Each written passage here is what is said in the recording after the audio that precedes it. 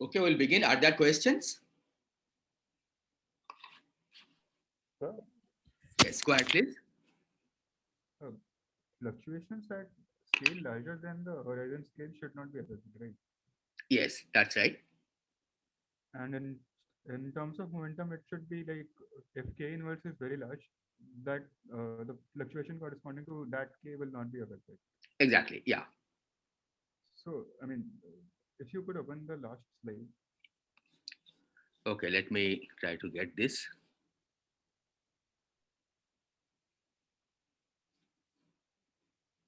I think it may be this one.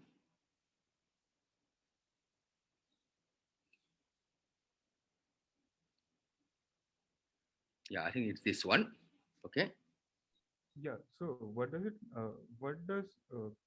classical evolution of a field has to do with uh,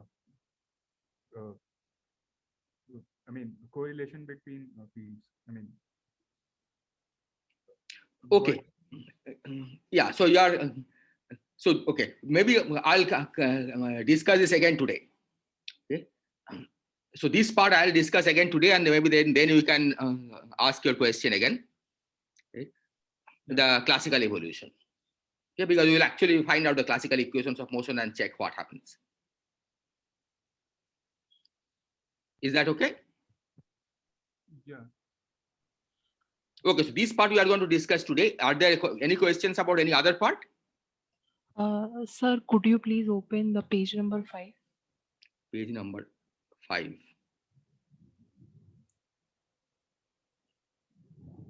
This one. Okay, yes. I think, sir, there should be, I think the line should not be affected.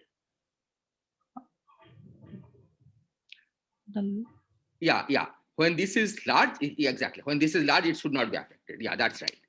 okay. Yeah, Okay, right. sir. Yeah. So here you are saying it should not be affected, right? Yes, sir. Yeah, that's correct. Okay. Any other question?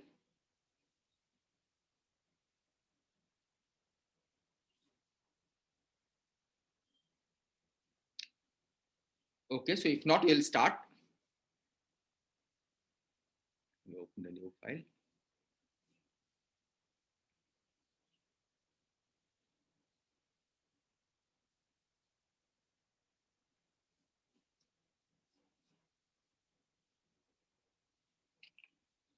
Okay, so let me come back to this scalar field quantization again, and maybe it will become clearer. Okay. So we have a de Sitter metric. Okay, so de Sitter metric basically means constant, cosmological constant, and no other matter. And we took the metric to be minus dt square plus lambda t square dx square, where dx square is basically dx Cartesian metric, dx1 square plus dx2 square plus dx3 square, and lambda we are taken to be c to the ht, and here h is a constant. Okay. Then we say that we define tau such that d tau is, or dt is lambda d tau, or maybe lambda t inverse dt, and these basically determine tau minus c inverse h inverse e to the minus ht. Okay. So the range minus t to minus infinity for t, okay, gets mapped to the range between minus infinity and 0 for tau. Okay, so t goes to infinity corresponds to tau goes to 0. Okay, and tau is always negative, as you can see from here.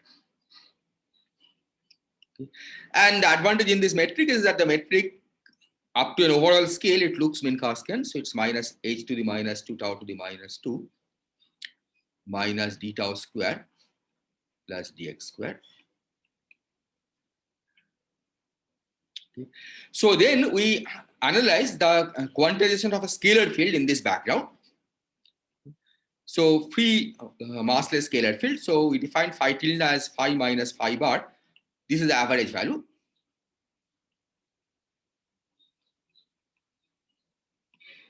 Okay, whatever it is, it could be any arbitrary constant if phi has no potential.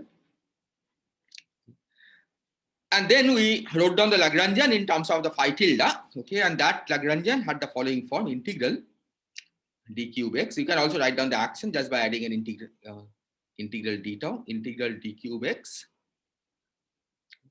then h to the minus 2, tau to the minus 2, and then we had del tau of phi tilde square minus grad of phi tilde square. And so using this, we can now calculate the conjugate momentum pi tilde x tau, which was h to the minus 2, tau to the minus 2, del tau phi tilde.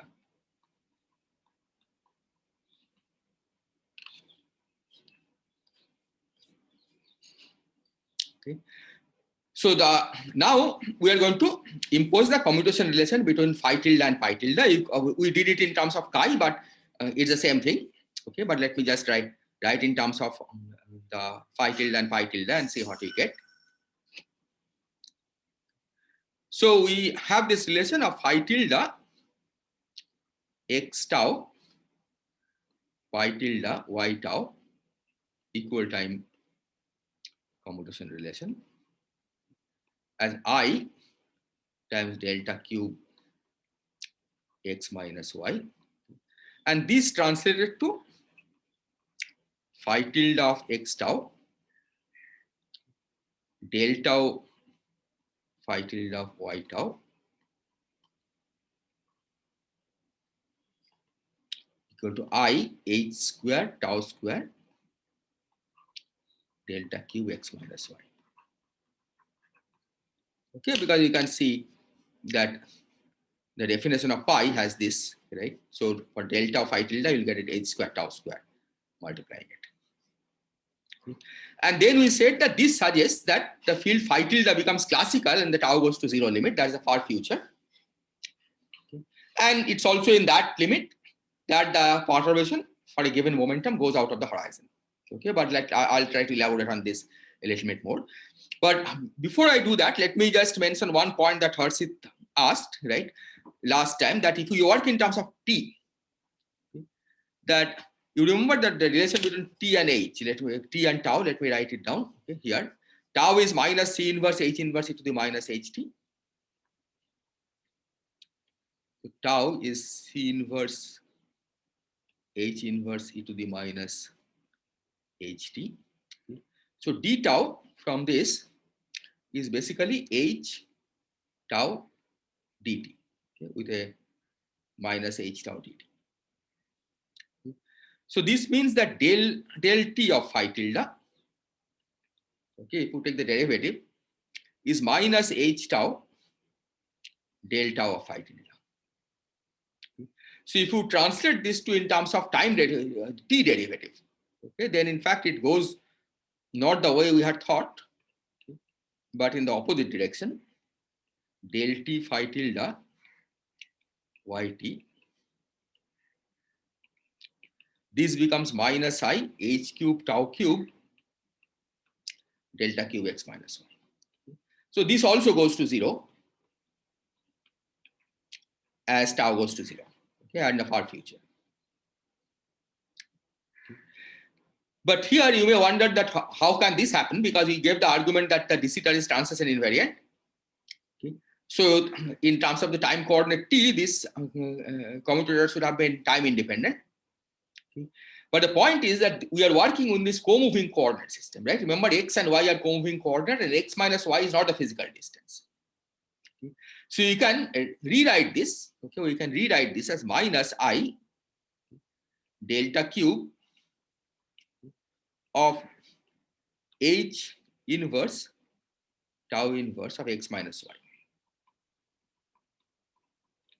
Okay. And this is a physical distance. Okay, so if you write the argument of the delta function in terms of the physical distance coordinates, then in fact there is no extra factor of h tau. Okay. It's only because you are working with this co-moving coordinates that you see this h tau. Okay. And physically, this just reflects the fact that 2 points at fixed co-moving distance, okay, they have large physical distance. Okay, and that's the reason why the commutator falls off. Okay. But what this is saying is that if you work at fixed co-moving distance, okay, then okay, the commutator goes to 0, okay, phi tilde xt, and del t of phi tilde yt, this goes to 0 as t goes to infinity, okay, which basically means that the phi tilde behaves classical.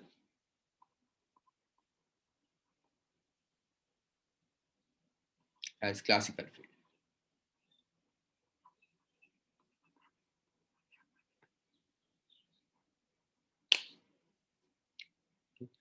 Now, what does it mean? Phi tilde behaves as classical field, okay? Because you are, after all, interested in this 2-point function, right? 2-point correlation function.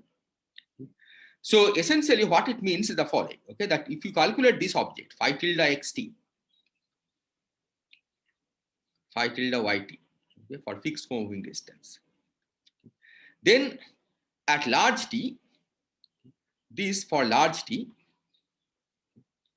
behaves classical, which means that the expectation value of the product of two fields is basically the product of their expectation values. Okay, because classically, if you take the product of two full fields at different points, they just evolve independently. Okay? Because that's what classical product of two classical. If you take a classical field and take the product at 2 points, right, then each evolves individually, and then you take the product, right? That's the way it should be. So this should be given by phi tilde xt, or maybe I should write it this way. I shouldn't write it as expectation value, that has a different meaning. So this should go as phi classical xt, phi classical yt, okay, which means the time evolution of this should be such, okay, as so that it's the same time evolution as that of phi classical xt, phi classical yt. That's what this means. Okay.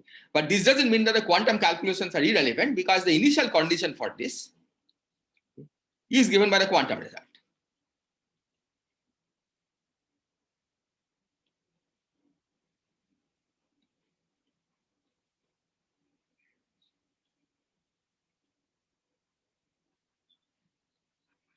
And this will verify now by looking at the momentum space correlation functions. But is this statement clear? Which initial conditions exactly? We'll see. We'll see how to match initial conditions. So the point is that the end result of the quantum theory, right? Quantum calculation should agree with this. Okay, we did a quantum calculation in the de Sitter space. Okay. So is its limit as t goes to infinity should automatically show this behavior, right? Okay, so you don't have to worry about at which time you match the initial condition, okay, because quantum results will automatically become this. Okay, and that's what we'll try to verify using this classical, using the explicit quantum result that we had calculated. Phi classical is simply the phi which comes through the Euler-Lagrange equations. Yes, so the time evolution of this. So time evolution of this product. So suppose you are given phi classical xt, phi classical yt, see the value of this product at some point, right? And then the point is that the evolution will be following Euler-Lagrange equation. Yeah. Let me write in terms of momentum space. I think it will become clear exactly what it means.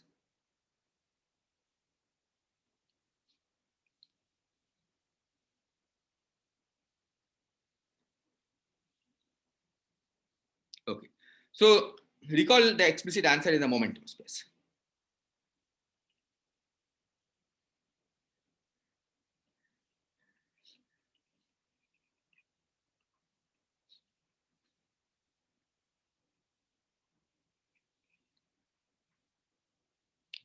So there we got the following result, that phi hat of k tau, phi hat of k prime tau was h square tau square by 2 omega 1 plus 1 over omega square tau square. And this expression, if we take now the limit when omega tau is much larger than 1, sorry, omega tau is much smaller than 1, but that's a late time. So omega tau much smaller than 1. This, recall, this means omega inverse is much larger than tau inverse. And tau inverse is precisely lambda inverse H inverse. Okay, so that's the horizon crossing. So in this limit, this becomes H square over 2 omega cube. Well, there I forgot about the other factors. 2 pi cube delta cube k plus k prime. So this becomes h square over 2 omega cube times 2 pi cube delta cube k plus k prime.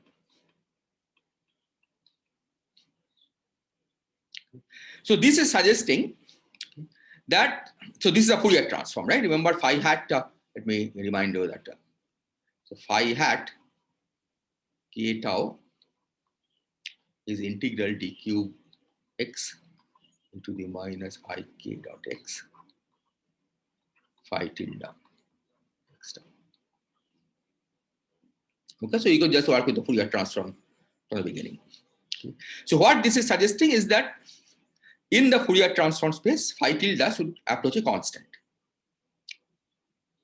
Right? That's what. So in fact, I mean, so when he said this should evolve classically, okay, it means that it better be the classical evolution of phi hat k2 should tell us that it should be tau independent. Okay. So we'll now try to verify this explicitly by studying the classical equations for phi hat.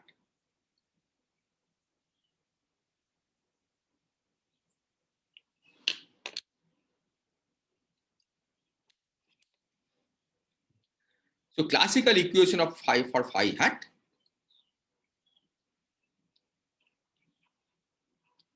So for that, it will be easiest to first write down the Lagrangian in terms of Lagrangian reaction in momentum space. So it's d tau integral d cube k over 2 pi cube half, and then sorry, there's a h to the minus 2 tau to the minus 2 that comes to the metric factor, and then you have half del tau phi hat square. Sorry, del tau phi hat, it's a square in the position space. Here it's minus k tau del tau phi hat k tau minus k square phi hat minus k tau phi hat k tau. Okay, and k square you had called omega square. Okay, so that's what we'll be using. Okay, so from here you can write down the equation of motion.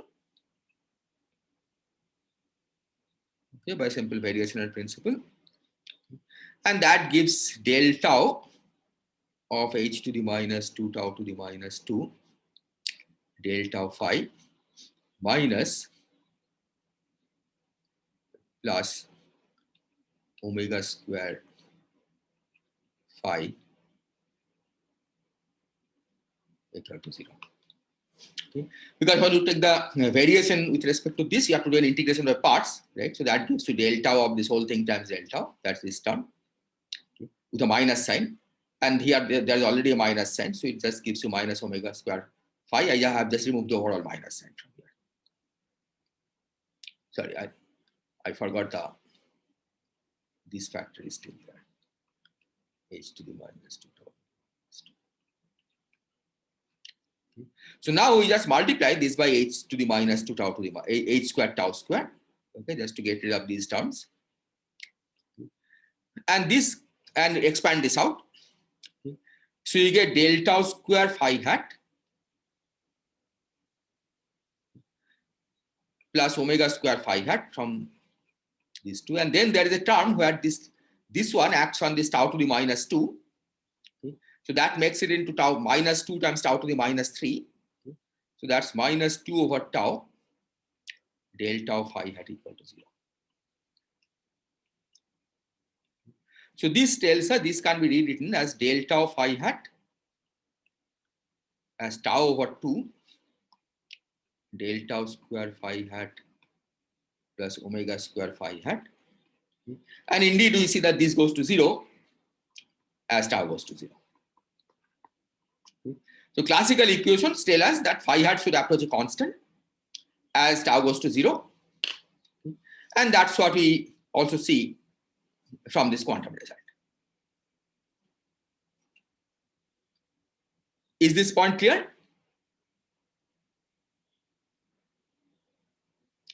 So if you are interested only in the de Sitter part of the calculation, we didn't really need this. We could have just used this, right? It is showing us it's tau independent anyway, so why need another argument?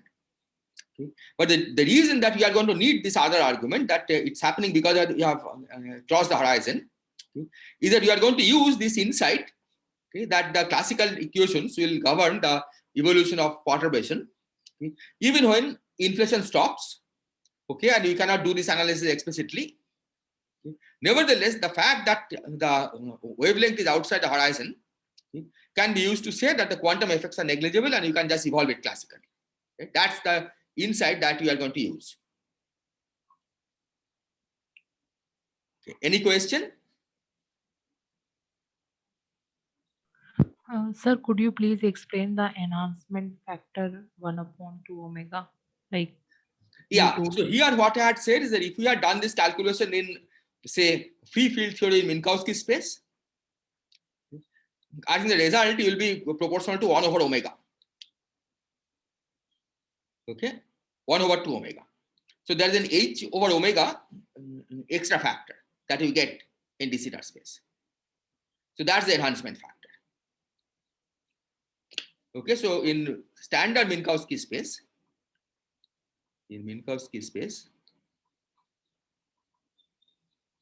okay, just use standard QFT result and you can do a similar calculation there, right? Okay. And you will find the result is 1 over 2 omega. Okay. So here there is a factor of h square over omega square, okay, which basically means that for small omega, it's large. It's larger than what you get in Minkowski space. Okay. And that's the reason why inflation can actually produce big enough perturbation, okay, that can be relevant for today's observation. Okay, so the enhancement factor is the h square over omega square. And as I said, there are various physical ways of interpreting this. Sometimes, I mean, you can think of this as in a curved space, there is particle production. Okay, because even if you start with an initial state which is vacuum, okay, because it's time-dependent system, it produces particles. Okay, so the 2-point function actually goes up. It's not a vacuum vacuum value anymore. Okay. Or you can also think of this as saying that the de Sitter space has a temperature. Right? That's you can show that, I mean, there is an effective way to encode this information, which is by saying that de Sitter space has a temperature. And once you have temperature, then of course again this expectation value, okay, is not in the vacuum, but it's weighted by the c to the minus beta h and there are excited states. Okay, and that increases the value of this 2-point function.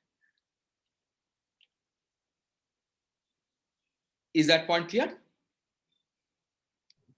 Yes, sir.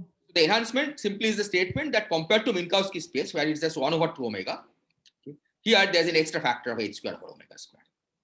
Okay. And that's large for small omega. Okay. Okay, any other question? Harshit, is it clear? You had some questions on this? Yeah, I think it's fine now. Hello? Yes. Yeah, it is fine now. Okay. Okay, any other question? So Yes, go ahead, please. in the Hamiltonian, we have 1 by tau square terms, right? 1 by tau terms. Yes. Like, do we expect some sort of a singular behavior as tau goes to 0? Not really. Meaning in the quantization, right, we see that, I mean, it's a 2-point function of phi that you are interested in, right? Yeah. And that goes to a finite value as tau goes to 0. Yeah. right? So I mean, explicit form, the Hamiltonian itself is not really very important. And also like we have so like a different set of vacuums, right? We from the free theory. Yes. So does this say that there can be phase transitions, or they are just like artifacts of the theory? Well, they are just artifacts of the theory. I mean, it's basically saying that because you have a time-dependent background, there is a unique choice of vacuum. Okay? And you have to specify what is the quantum state of the universe. Okay? Now, for many natural reasons, the Bunch-Davies vacuum appears to be more natural, okay? But it's not a foolproof system, because you could use a different vacuum and get different answers. Yeah, but this is not to say that there can be phase transition from alpha vacuum to Bunch-Davies or anything. No, because this is like a quantum state of the universe, right? It's a continuously variable parameter, this alpha vacuum, alpha. Because all you are saying is that instead of asking that A acting on vacuum is equal to 0, you take an arbitrary linear combination of A and A dagger and define the vacuum to be annihilated by that. Yeah. So there's really no phase transition, but it's just a different choice of state of the universe during this in de Sitter expansion. Yeah. Okay. Okay. Any other question? Sir, why we are taking the de Sitter space? Like, is there any advantage to take? Well, during inflation, the space Uh, was almost de Sitter, right? Because Okay. the potential was really constant, right? And that, so if the potential had been exactly constant, that would have been de Sitter space, Okay, right? sir. Because that's a cosmological constant dominated universe. I mean, this Yes, sir. right is when the only energy momentum tensor source is cosmological constant. Now, during inflation, of course, it's not exactly true that this is constant, because V of phi changes slowly, right? It's a slow, but in the slow roll approximation, that change is small. So de Sitter is an approximate description of the universe. Okay, sir. Okay. Any other question?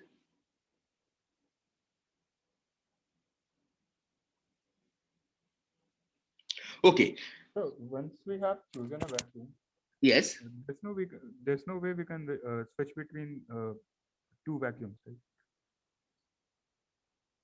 That no, because once a quantum state is chosen, then the time evolution is dictated by the Hamiltonian, right? Yeah. So then you don't jump anymore. So like in any quantum system, right? The choice is in the initial state, initial condition. Okay.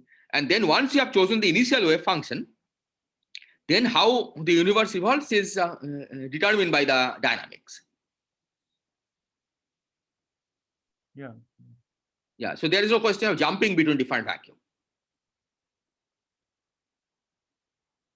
Okay. Okay. Is this okay? Any other question?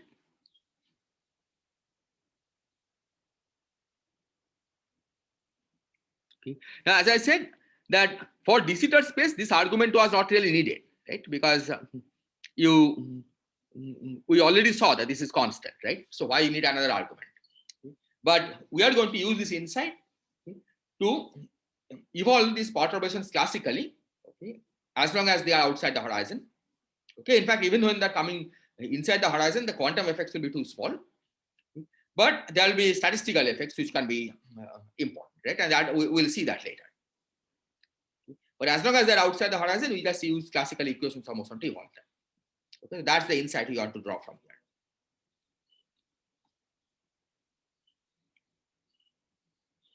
Okay, so we are now going to repeat the analysis for metric fluctuation. Okay, because we certainly know that we don't know what field was there during inflation, okay, or what are the massless fields during inflation, but we certainly know that there should have been metric. Okay. So we repeat the analysis for metric fluctuation.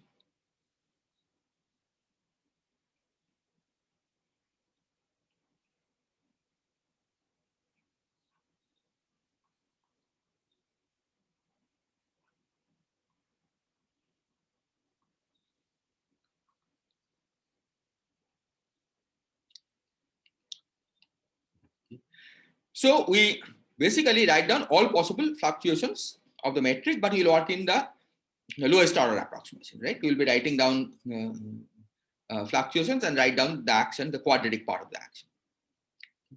So we first write down the average metric.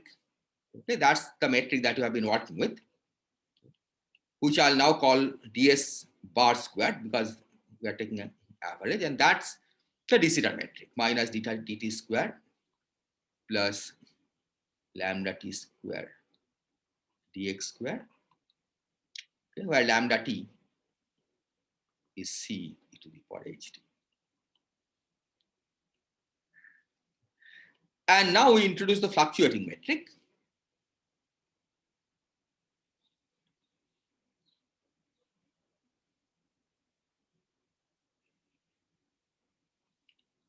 ds squared. I'll parameterize in a certain way. That's just a convenient parameterization. So first of all, the dt square coefficient could fluctuate. I'll call that 2 phi. Okay, all of these are functions of x and t or x and tau. Dt square plus 2 lambda t bi dx dt. I could have written in terms of tau also, but I'm writing in terms of t. Okay, it will just scale these somewhat. And then plus lambda t square delta ij plus hij dxi dxj. Okay, so here the phi, bi, hij, etc. are all functions of x and t.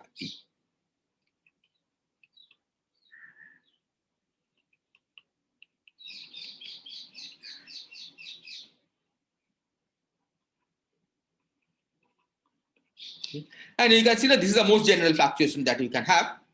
Right? You count how many such fluctuations is there. 1 from here, okay, then 3 from here, 1 plus 3, that is 4. And this gives you 6, right? 3 times 4 by 2. So 6 plus 4 is 10, and that's the number of variables in the metric, right? H mu nu has altogether 10 components, and that's those 10 components you have just relabeled as phi, bi, and hij.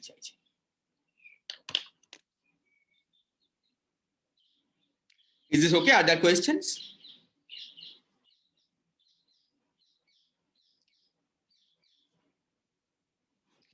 Now we are going to make use of the fact that the background is rotational invariant. The background metric ds bar square is rotationally invariant.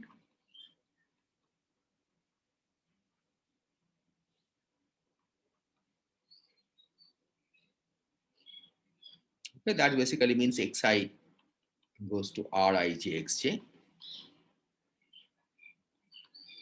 with rr transpose equal to 1.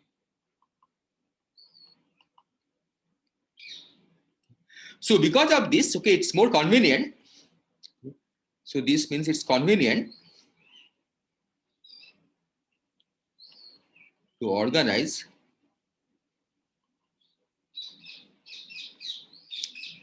the perturbations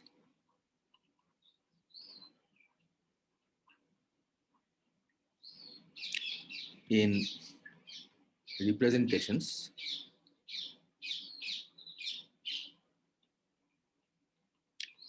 SO3.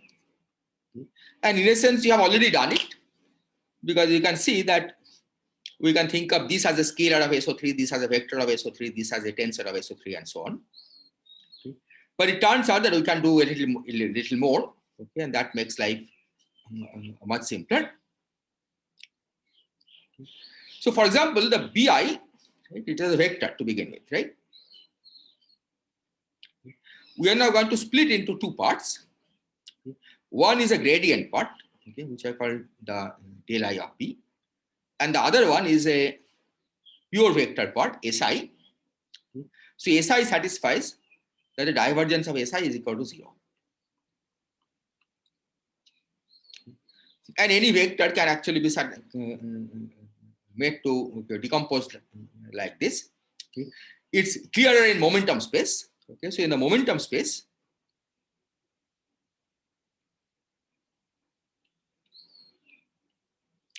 what we are saying is that we write b hat I as something proportional to ki,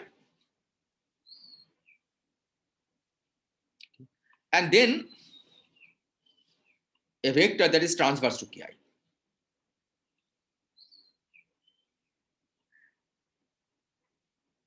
Okay, the advantage of doing this will become clear soon. Is this clear what we are doing here? So it's not that we have ignored any degree of freedom, right? B hat to begin with had 3 components. Okay. Now we have 1 component from B hat, okay, and 2 components from S hat, because S hat is a 3-dimensional vector, but it's supposed to be orthonormal to K. Okay, so it has only 2 components. So 2 components of S hat and B hat make up the 3 degrees of freedom that was inside B hat.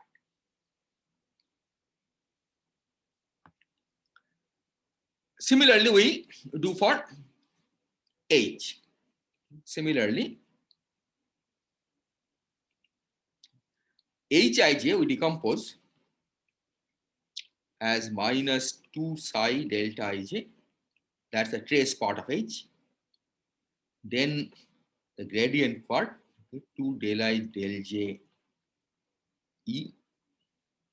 Okay, these symbols will become important later. This right now is just definition. Plus del I fj plus del j fi plus htij. This is what is called transverse and traceless. So fi satisfies del I fi equal to 0, okay, which in momentum space translates to ki f at I equal to 0. And similarly, this satisfies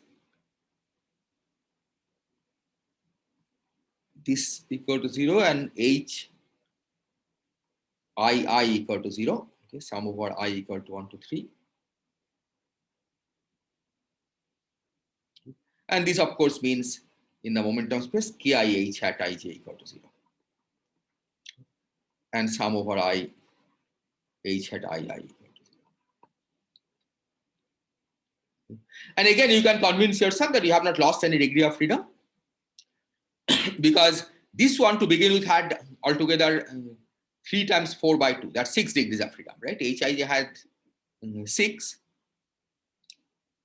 So let me do the counting here. So Hij had 3 times 4 by 2. That's 6. Because it's 3 by 3 symmetric matrix. Okay. Now let's see here. Psi and E has 1 each. Psi and E has 1 plus 1. F hat has 2. Right? Because it's a 3-dimensional vector, but it has satisfies 1 condition. And you can check that HT Ij, let's see. So to begin with, it had 6. Okay, if you don't impose any condition, that's 6, the same as Hij. Then we impose these conditions, right? Ki h hat ij equal to 0. That's for each j, this has to be satisfied. So that's 3 conditions. And then h hat I equal to 0, that's 1 condition. Okay, that's 2. Okay. So you see the total number of degrees of freedom, okay, it remains the same. It's 2 from h hat ij, okay, 2 from f hat I, and 2 from psi and e. Okay, that's altogether 6. Is this clear?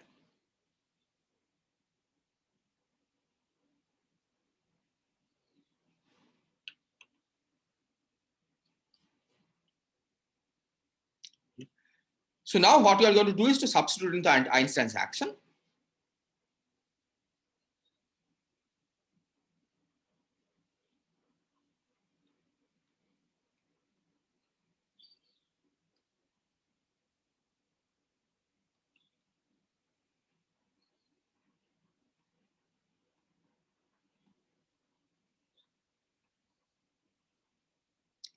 and expand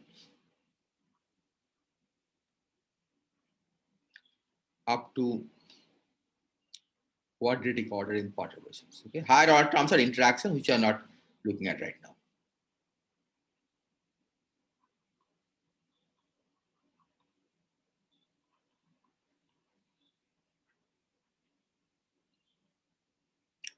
So the linear terms vanish.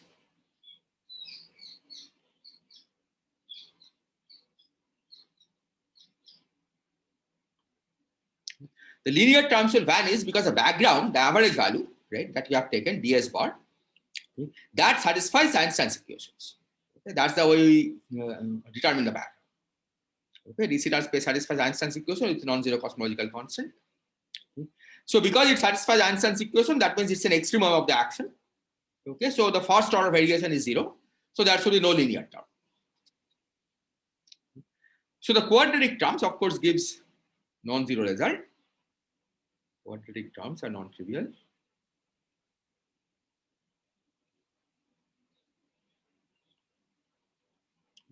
And let me write down in momentum space directly.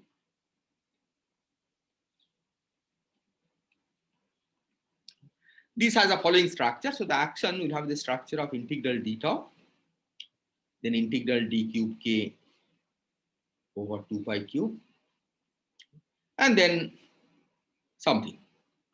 Okay, some thing which is quadratic in all these perturbations. Okay, which is quadratic in B, SI, then there's a phi, right? Okay, let's look at, yeah, so we begin with, there's a phi, okay, and then BI had these two things. BI had B and SI, okay, and HIJ had psi, E, FI, and H transverse IJ. So the quadratic term will involve all that. In general, it could involve arbitrary cross terms. But now we'll see the advantage of the way we have organized things. And so what one can easily convince oneself of is that this cannot contain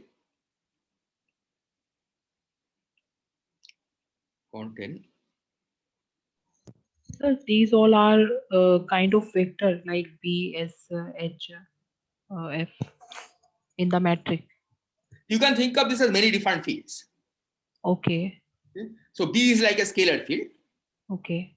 H is like a tensor field. HT is like a tensor field. Okay? E is like a scalar field. Psi is like a scalar field, and so on. Okay. Okay, sir. Yeah, and you will get some action in the. And the point is that we will keep up to quadratic order, right? So Yes. Einstein's action. Okay, so Einstein's action, maybe I should write down.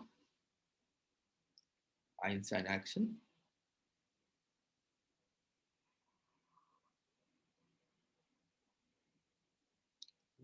So that's 1 over 16 pi g times integral square root of binary determinant g times r. So the, and then d4x. So the point is you substitute for g, right? You calculate the Ricci tensor and calculate r to quadratic order in all these fields. And then write down the net action, which is quadratic in all these perturbations. Okay? That's what you are doing here. Okay, sir. And you just rewrite this in the momentum space.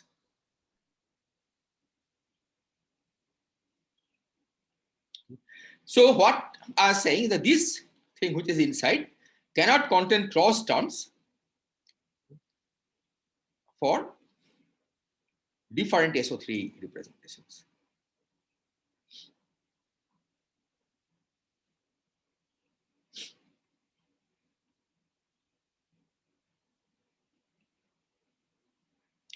And the reason is that since indices cannot contract.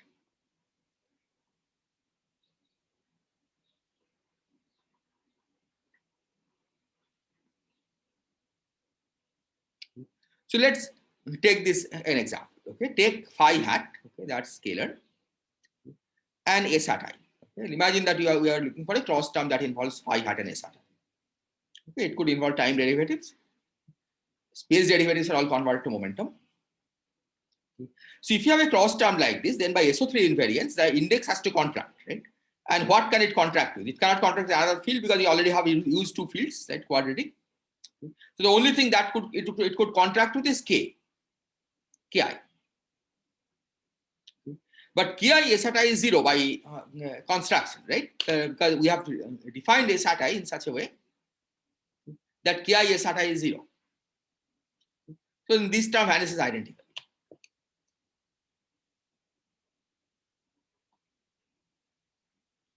So there can only be cross terms between scalars and scalars, or vectors and vectors, or tensors and tensors.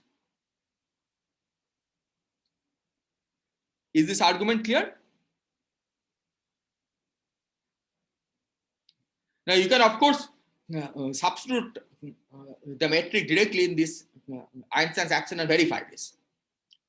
But what I'm saying here is that even before you do the calculation, okay, just from the structure, it's clear that you cannot have cross terms between connecting different SO3 tensors, okay, namely scalars and vectors cannot couple, okay, or scalars and tensors or vectors and tensors cannot couple. Okay, if for example you had an H T Ij and say S at K, you can use delta Ik to connect one of these indices to one of these, but one free index is left over, and that can only contract with Ki, and that's 0 because H hat satisfies that H hat Ij Kij equal to 0. Okay, so this also cannot happen. So this means that when you analyze this, okay, or when you try to study the quantization of this system, okay, we can analyze the tensor part, the vector part, and the scalar part separately.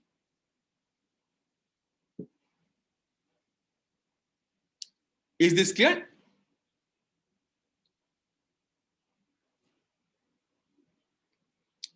So I'll start with the tensor part because there's only one tensor field, right? HT is the only term that has two index. So we'll try to first write down the action for this.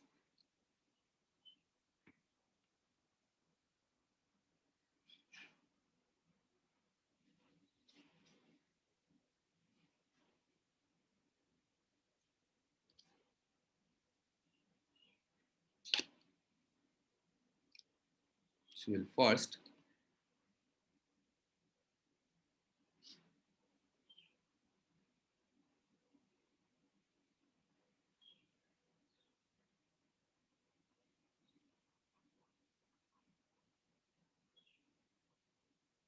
okay, so I can write down the action, Einstein's action involving H at T, but let me do a little bit of more manipulation because I can, before I write down the action.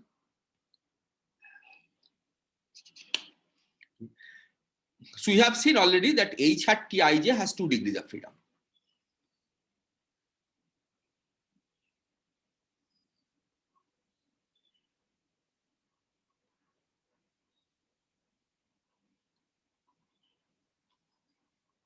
Because there are 6 to start with, 3 by 3 symmetric matrix.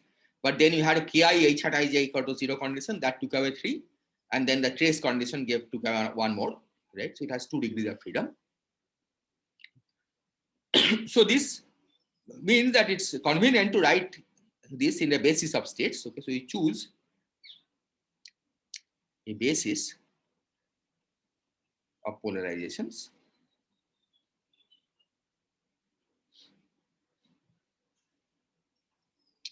ESIJ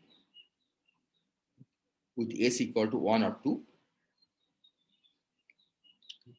And this basis satisfies the same condition that H hat T is supposed to satisfy, namely Ki ESIJ equal to 0 and sum over I equal to 1 to 3 ES I equal to 0 for S equal to 1 and 2. And now we'll also impose an orthonormality condition.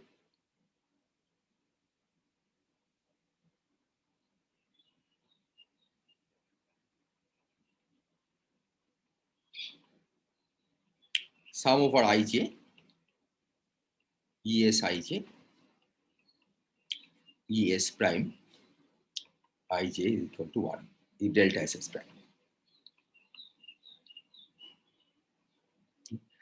So given this, any h hat tij, okay, this depends on k. I should have, so these depend on k, right? Because this condition clearly is k dependent condition.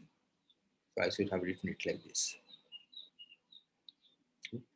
So h hat ij of k tau, I can expand as sum over s equal to 1 to es ij of k. And the coefficient of expansion I'll call h hat s of k tau. Okay, the coefficients can depend on tau, of course. Okay, so these are the degrees of freedom now. Okay, so these are the degrees of freedom.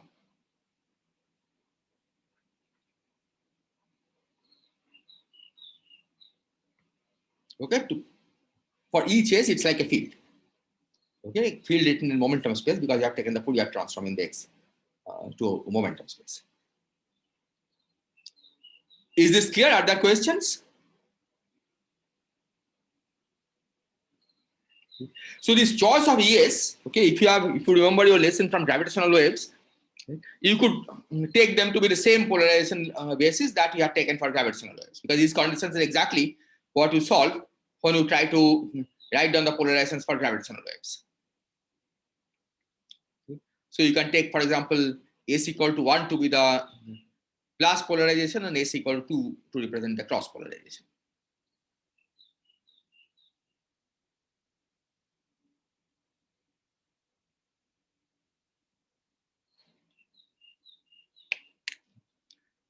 So now I'll leave it as an exercise.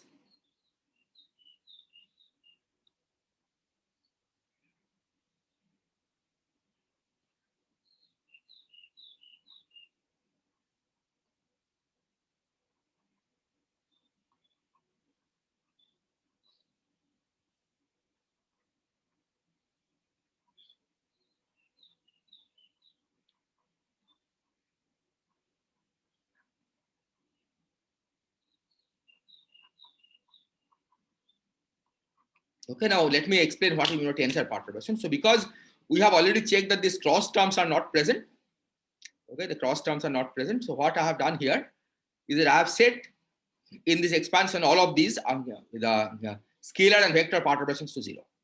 Okay. So in terms of this metric, okay, this is 0, this is 0.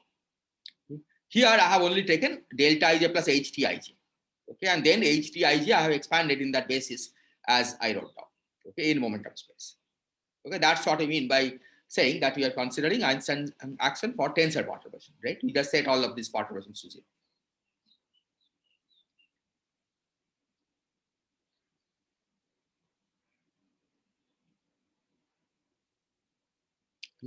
So here is the result. Okay, it's a straightforward but somewhat tedious exercise because you have to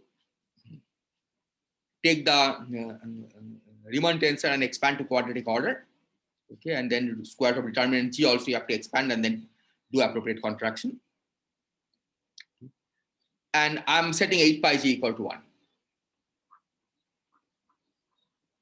Okay, so the 1 over 16 pi G is actually half. Okay, that's why you will not see that 8 pi G anywhere. So tensor perturbation turns out to be like this: 1/8 integral d tau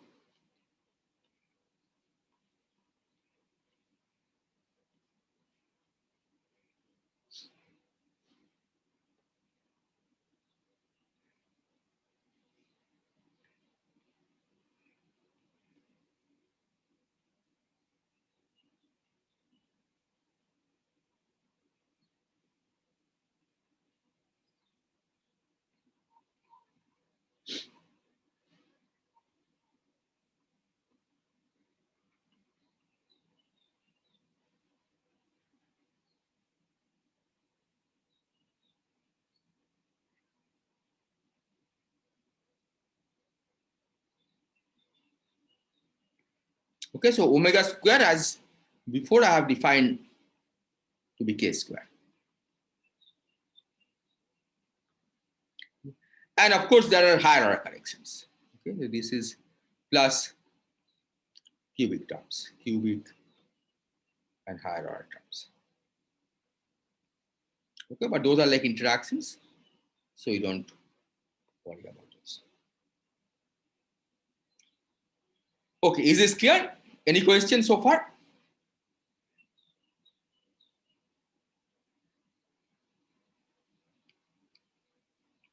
Now, if you recall that for the scalar field, the action in for the fluctuation, scalar fluctuation in momentum space had a half here, and the rest of the structure was similar. Delta of phi hat minus k tau, delta of phi hat k tau, minus omega square phi hat minus k tau, phi hat k tau.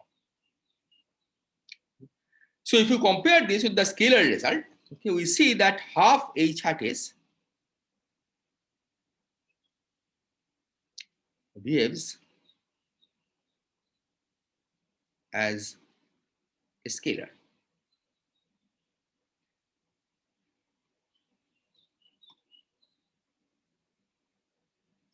And of course, two h hat s's are independent of each other, right? Because there's a cross coupling between the s equal to 1 and s equal to 2. So this says that if we now want to go ahead and quantize this action, we don't have to do anything new. We can simply take the result for the scalar and interpret this as a result for half h hat s.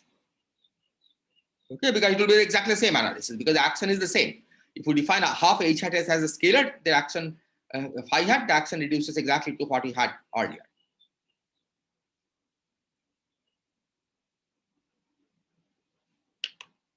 Okay.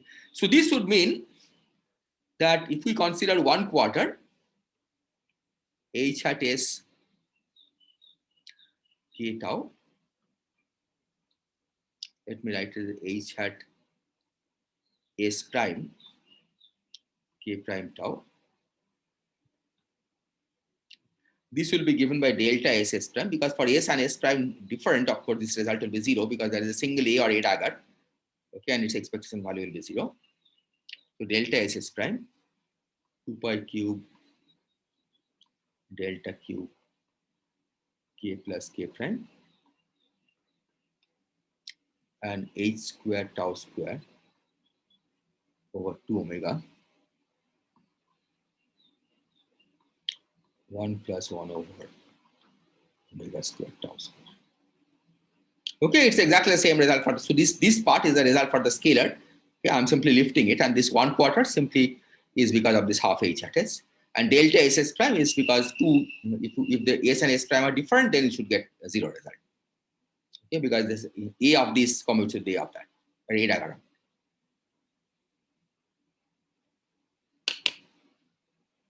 Are there questions?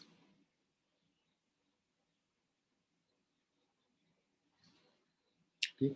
So here, let me again emphasize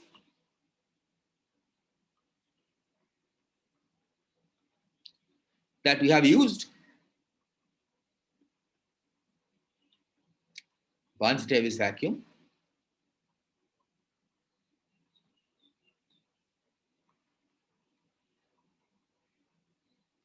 or HS or HHS. Okay. In general, you could have used different vacuum for different fields, right? For even if you use Barnes-Davis for the scalar, you could have used some alpha vacuum for H hat.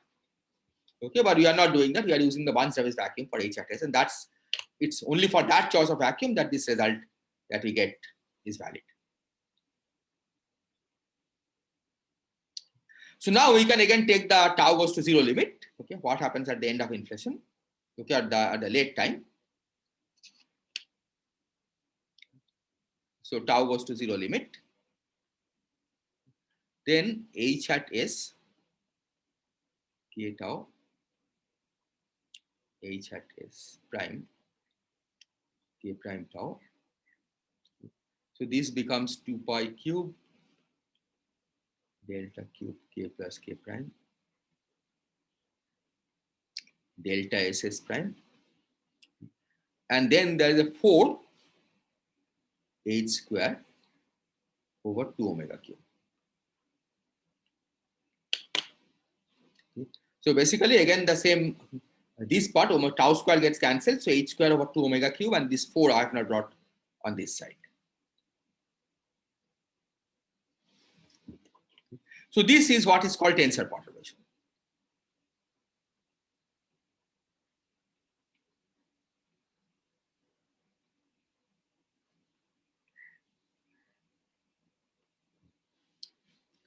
And we'll discuss later that in principle it is observable in CMB. Okay, this produces particular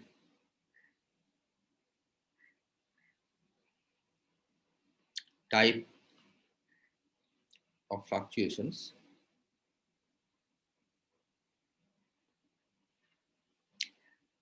in CMB polarization. Okay, so here you don't just knowing the temperature is not enough. You have to also know the temperature associated with each polarization. Okay, that how much energy is coming in different polarization of the photon that you are observing. Okay. So there is a way to experimentally relate to what you could in principle observe experimentally. Okay. This is not observed yet. So this will be discussed later. Okay, right now I'm just telling you that this in principle is an observable quantity, not observed yet. But if we do observe it, that will be a direct observation of actual quantum gravity fluctuations in the early universe, right? Because this is really fluctuation of the graviton, right? It's coming from the fluctuation of the metric. So if we observe the tensor fluctuation, then we will directly get signal of quantum gravity in the early universe. So this is not strictly true, right? What is not strictly true? That this is an observation of quantum gravity in the sense that we are ignoring all the interacting terms, self-interacting terms. True. So it's not the observation of the full quantum gravity, right? But it's the observation of the fact that the graviton was fluctuating in this background. I mean, the troublesome part is that part only, right? The non-renormalizable. Yeah. So it doesn't tell you anything about how gravity is renormalized, because this is really is sensitive to the low frequency part, right, of the physics. But nevertheless, this will tell you that the gravity has to be quantized, and then you have to figure out how to deal with the interaction terms. So I'm not saying that this by making this observation you will know how to renormalize gravity. But this is a signal that gravity was quantized in the early universe. Right? In current experiment, all observations that we do involving gravity are purely classical observations, right? Yeah. Okay. So it's not that I'm saying that this by making this observation you'll know how to quantize gravity, right? But it will tell us that gravity has to be quantized. Okay, the gravity or not that gravity has to be quantized, but gravity, at least to the extent we see, gravity behaves with quantum mechanics in the same way that any other field behaves. Sir, is there any reason to suspect that? Well, no, I mean the genuine quantum field theorists don't suspect it, but there are many who suspect it, that gravity, I mean, whether gravity should be quantized in the usual way. Okay, I don't think there is any reason to suspect it, but I mean, it is not universally accepted that one shouldn't suspect whether gravity should be quantized in the usual way. Okay. Okay, any other question?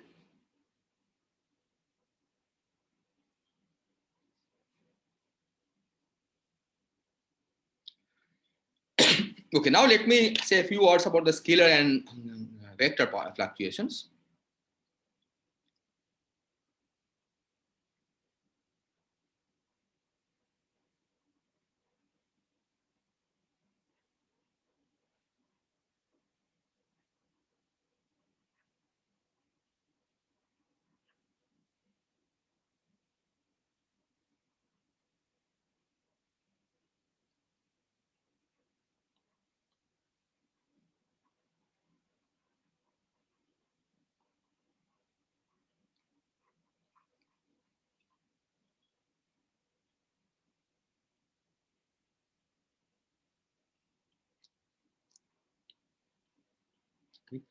So for scalar and vector, you have to take into account the effect of gauge transformation. And let me explain what it means physically.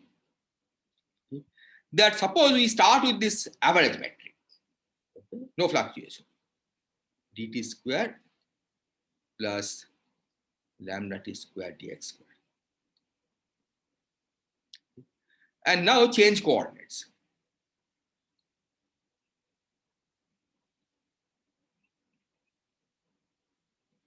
T goes to t minus some xi naught of xt. Xi goes to xi minus I of xt. Okay, and again we can decompose this in pure vector and scalar parts. So xi, for example, we can take as del I xi plus zeta I, with del I zeta I equal to 0. And this will discuss later, but I'm just saying that we can do this. But the main point is that if we make this change of coordinates, then the metric will go to ds bar square plus something.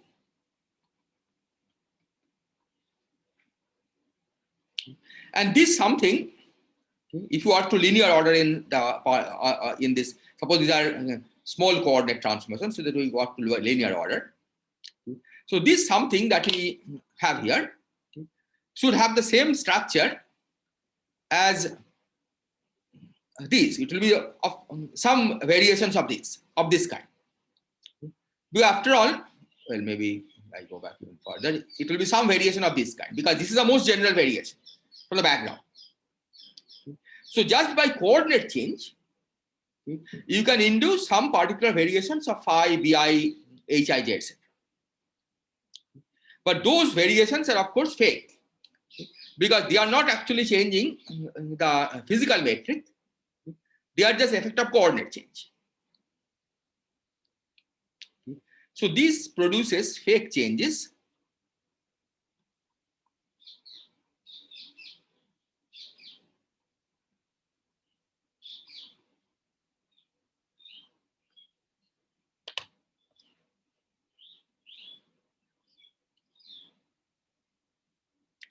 Which means that some of the deformations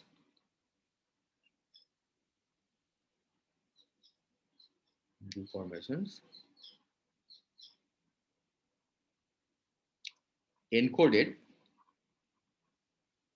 in this phi, psi, all these deformations, phi, psi, ei, fi, si, and then p, etc.,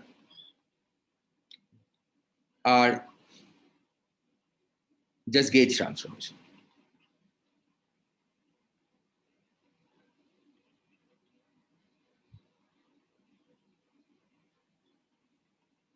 Okay, which means change of coordinates.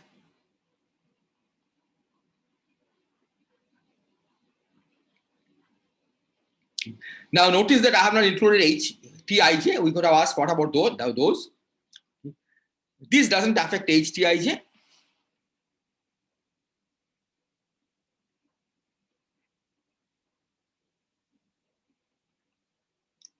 And the reason is that since the perturbation parameters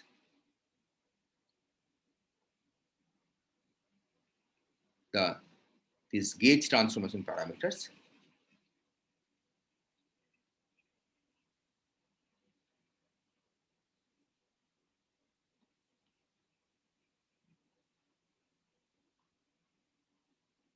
are scalars or vectors.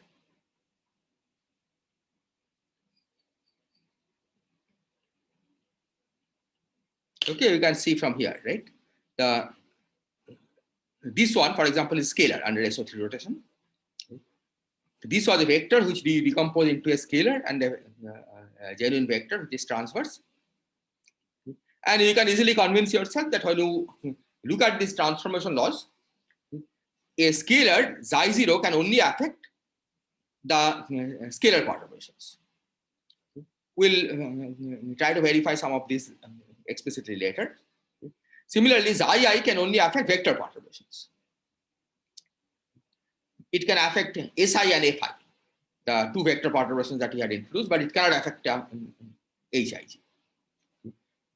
So because these gauge transformation parameters do not have a tensor component, we conclude that the tensors are gauge invariant by themselves. You cannot change them. So whatever we did to quantize H is fine, but you have to be careful about when you quantize the scalar and the vector modes, because some of those are actually gauge modes. Okay, and you have to ensure that we don't count those.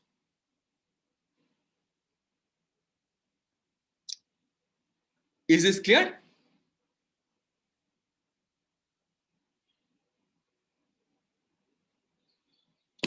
So let me now state the result, okay, and then I'll try to indicate briefly, okay, how this happens.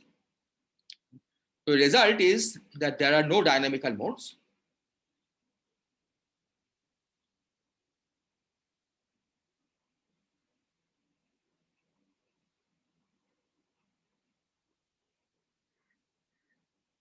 Dynamical scalar or vector modes.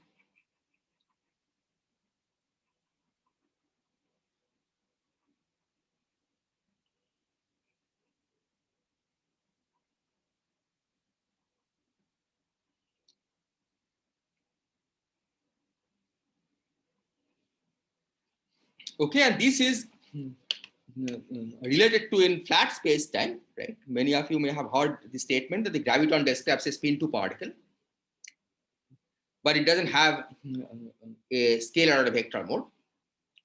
The analog of this electromagnetism, right? QED we have all studied, right?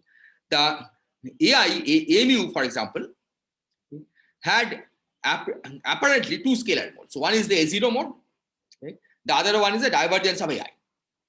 Okay, so those you could think of as scalar modes in this language, okay? And then the transverse modes, right? which are vector. But you know that when you actually quantize a photon, okay, taking into account gauge invariance and all, we only get these transverse polarizations, right? Vector modes, but there are no scalar modes, right? A0 doesn't describe a physical state, or divergence of A doesn't describe a physical state.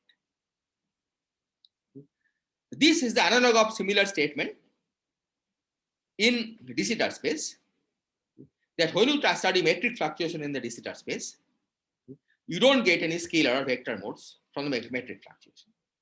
Okay, you only get tensor modes. So in the last few minutes, let me just briefly indicate how this happens for the vector perturbation.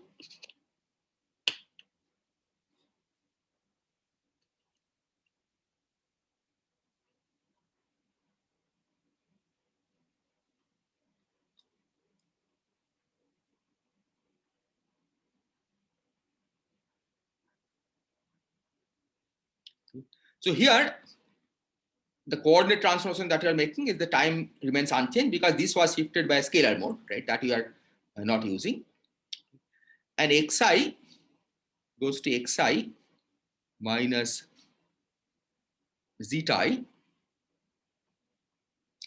xt with this equal to 0. Okay. And here the lower and upper indices are the same. Upper I indices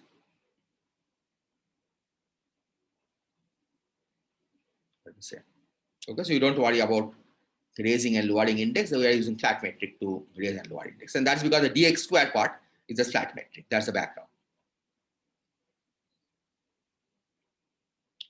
So then under this change, okay, the metric goes to ds bar square. That's the average metric. So the original metric, which is ds bar square, that goes to ds bar square, and then, okay, maybe like, let me write this first. So this goes to minus dt square plus lambda t square. Okay. So dxi is an arrow.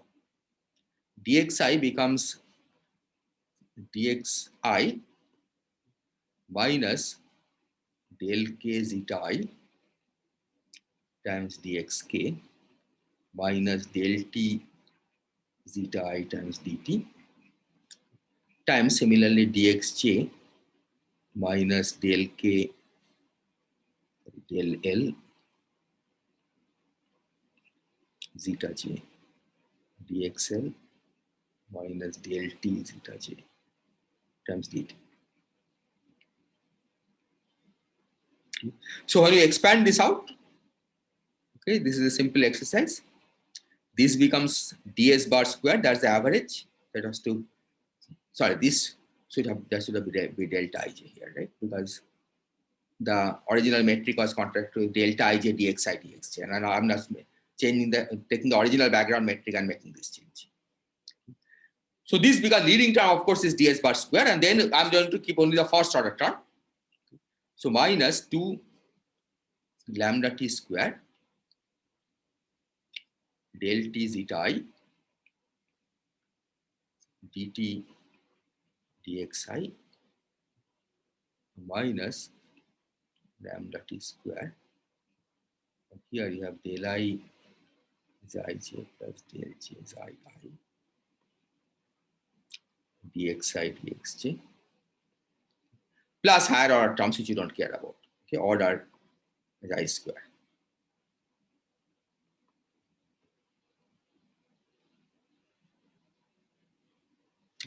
And the idea is that compare this with the general vector perturbation of the metric. Okay, I'm not going to write down the most general deformation, but only the ones that involve vector perturbation. So that was minus dt square. Sorry, minus dt square, you don't need minus. Let me write this as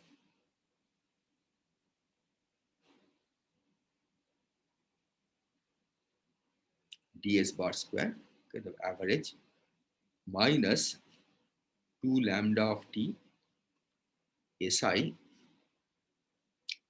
dxi dt plus lambda t square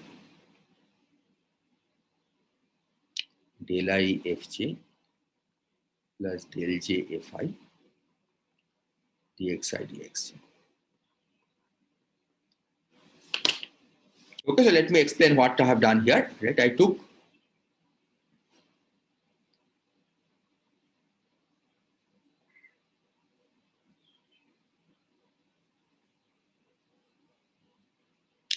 this general deformation, okay, and kept only the vector part. Okay, so that means phi is 0. Inside bi, I use this del ib minus si. This I set equal to 0 because this is scalar perturbation. So bi is just minus si. So that's why I wrote this minus 2 lambda t si dxi dt. And from here I took only the vector perturbation. Right? That means that in hij, let's look at where the vector perturbation is. Here you see that this is scalar, this is scalar. Okay, this is a vector. Okay, once you replace fi by so a del I fi equal to 0. Okay, this is a vector perturbation. So there's a del I fj plus del j fi times dxi dxj. So that's the content of this. Okay. And now let's compare. Okay. So what we see from here is that SI transforms under a gauge transformation. If you make a transformation like this, then SI goes to SI plus lambda times del T zeta I. So this implies that SI goes to SI plus lambda del T zeta I, and Fi goes to, there's a minus sign here, so Fi minus Zi, minus zeta I. But these are all zeta. Okay, because this zeta, the difference between zeta and xi is the transverse condition, right? I have imposed.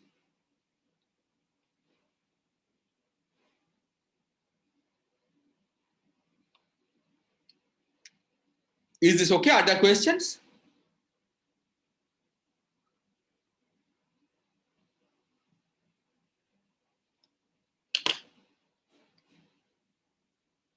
So I'm going to write this down again. The next slide. So SI goes to lambda del T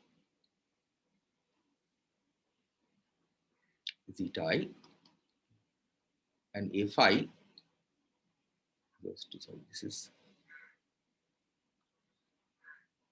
Si goes to Si plus this, and Fi goes to Fi minus zeta I.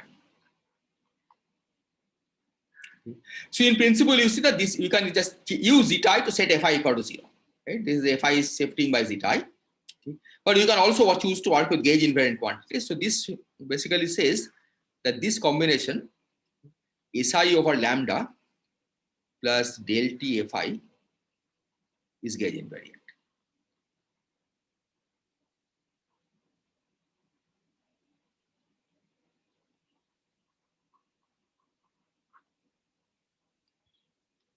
So I'll leave this as an exercise to check that Einstein's action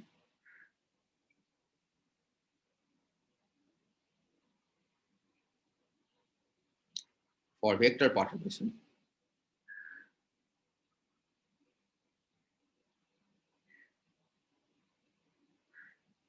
depends only on this combination.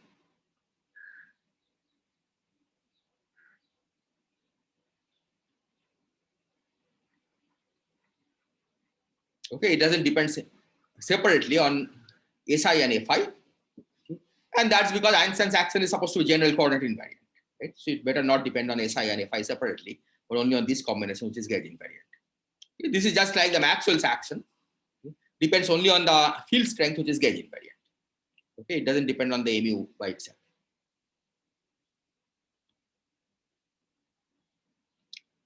Is this clear?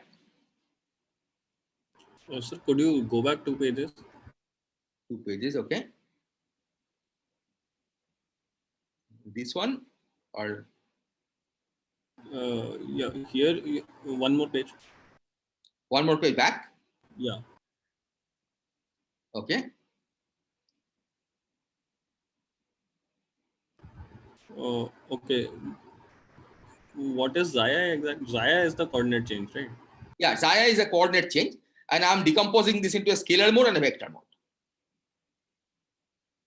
Oh, okay. Okay. So this vector mode satisfies del I Zia equal to zeta I equal to 0. Because So, yeah. We don't have 3 degrees of freedom in the gauge transformation. Well, one is a scalar mode. The zeta is will be is also a gauge transformation, but that's going to transform a scalar mode. Yeah. And So in the vector sector, you have one vector. That means 2 degrees of freedom. yeah, since it's divergence. Yeah. So we cannot set Fi equals 0, right? With the gauge condition. Oh, because So, Fi also satisfies del I Fi equal to 0. yeah. Right? And I mean, there are 4 degrees of freedom with Si and Fi together, right? Si has 2 and Fi has 2. Yes. So we can only gauge fix 2. Yes. So the 2 components of Fi, we can set equal to 0.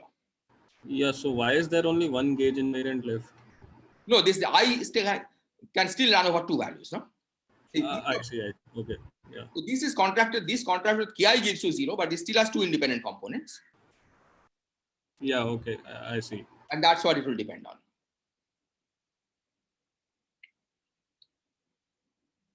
And what was the statement regarding there not being vector modes? Yeah, so I'm coming to that. Okay, so I'm not done yet because we still have these modes left over, right? Yeah. And now you have to ask, how does the action depend on this? So we can write down the action, but we can also look at the Einstein's equation. Okay, so X is right, linearized Einstein's equation. That will give information about the quadratic term in the action.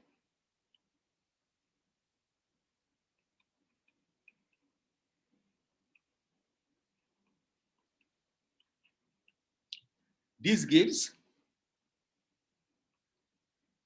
del square of Si over lambda plus del T Fi equal to 0, which means in the momentum space, it becomes k square times S hat I over lambda plus del T F hat I equal to 0. So for k not equal to 0, it basically sets S at I over lambda plus del T F at I equal to 0.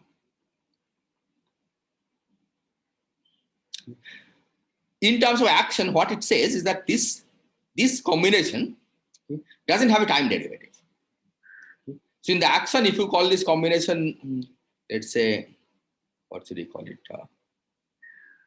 Mi. It has term like Mi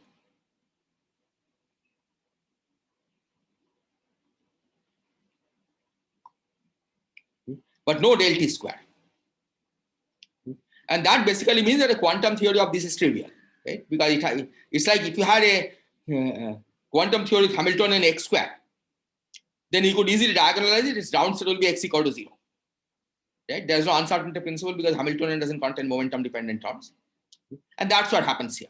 Okay? So these kinds of fields are typically called auxiliary fields, right? Which has no kinetic term.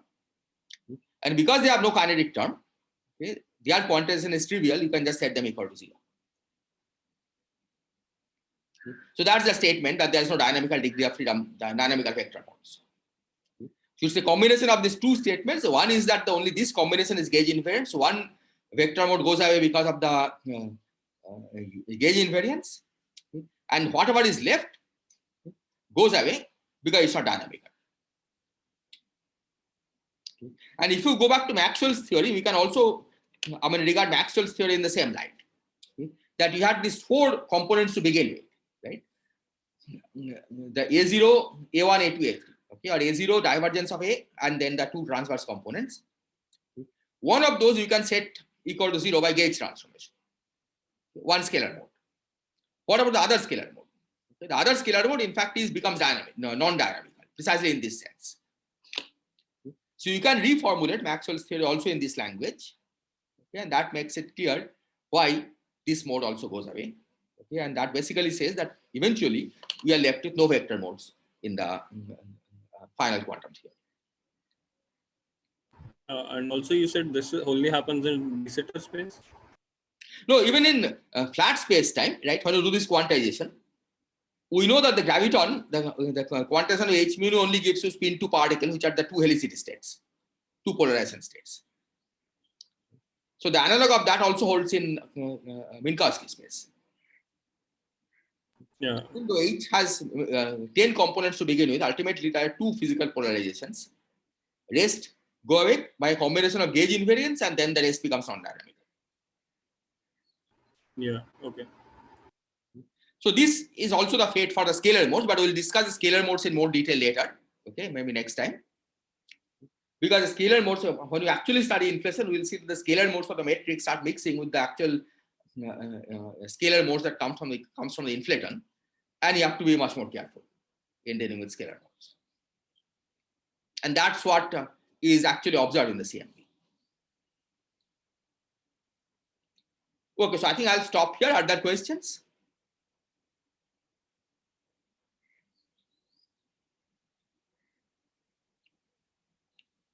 Okay, so if not, we'll continue tomorrow. Sir, I had something from field theory. Okay, let me then stop the recording and then we can go to